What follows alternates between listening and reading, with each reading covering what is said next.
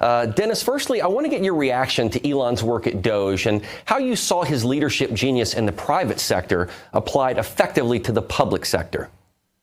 Well, thanks for your time. And you know that my book offers 11 lessons of Elon, and several of these lessons are illustrated by Doge. Lesson 2 is reduce, reduce, reduce. Elon cuts back on everything, everywhere, except women and babies. He's great at cutting. He cut 80% at Twitter within about 2 to 4 weeks. So he went into government, and the first thing they focused on was let's cut people. And so he teased government employees, and he made them put in a memo saying, 3 or 5 things they did.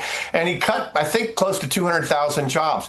It turns out, though, that in government, payroll is only 6% of costs. In business, payroll is something like 60% of costs. In business, you cut there first because that's the biggest target.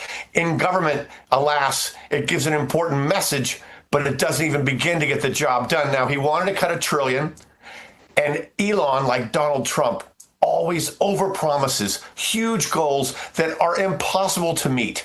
Because even if you fall short, you get twice as far as you would have had you been more reasonable. And so he said, I want to cut $1 trillion of that $2 trillion a year that we overspend beyond the $5 trillion we take in taxes. $2 trillion deficit every year. I want to cut that in half.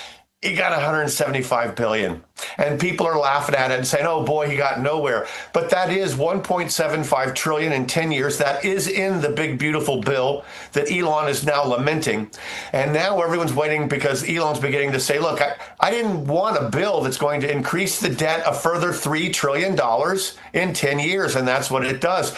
And he's speaking out, and as gingerly as possible.